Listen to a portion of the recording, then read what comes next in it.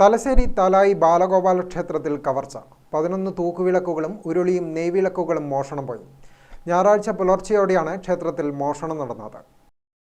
പുലർച്ചെ ക്ഷേത്രം ഭാരവാഹികൾ എത്തിയപ്പോഴാണ് മോഷണം നടന്നത് ശ്രദ്ധയിൽപ്പെട്ടത്. ഇന്ന് പുലർച്ചെ 3 മണിക്ക് മോഷണം നടന്നു. എൻ്റെ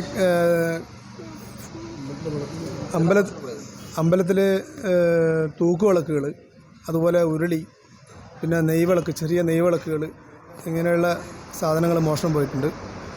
തലശ്ശേരി പോലീസിൽ പരാതിപ്പെട്ടിട്ടുണ്ട്. ഇത് 2ാം തവണയാണ് ഈ ക്ഷേത്രത്തിൽ മോഷണം നടക്കുന്നത്. കഴിഞ്ഞ വർഷം ഇതേ സമയം, ഏകദേശം ഈ മഴ സമയത്ത് തന്നെയാണ് മോഷണം നടന്നിട്ടുള്ളത്. അന്ന് ക്ഷേത്രത്തിൻ്റെ മുൻപിലുള്ള 2 ഭണ്ഡാരങ്ങൾ ആണ് കവർന്നിട്ടുള്ളത്.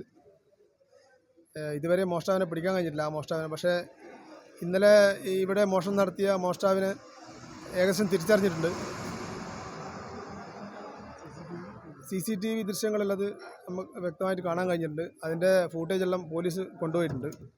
ക്ഷേത്രത്തിൻ്റെ മുമ്പിൽ തൂക്കിയിടുന്ന വിളക്ക്, അതുപോലെ തന്നെ ക്ഷേത്രത്തിൽ സമർപ്പിക്കുന്ന നെയ്വിളക്കുകൾ, അതുപോലെ തന്നെ ക്ഷേത്രത്തിൽ നിവേദ്യം ഉണ്ടാക്കുന്ന ഉരുളി തുടങ്ങിയവയാണ് മോഷണം പോയത്.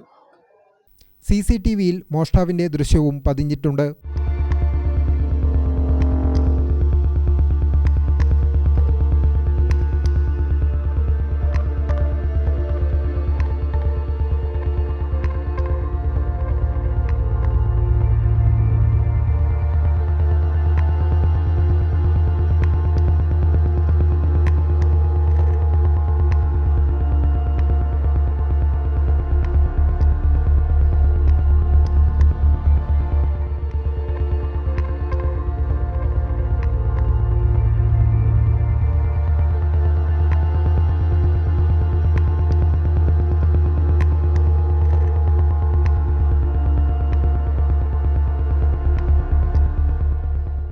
പുറത്ത് തൂക്കിയിട്ട 11 തൂക്കുവിളക്കുകളും ബക്കറ്റിൽ സൂക്ഷിച്ച നെയ്വിളക്കുകൾ, ഉരുളി, ചട്ടുകം ഉൾപ്പെടെ മോഷണം പോയി.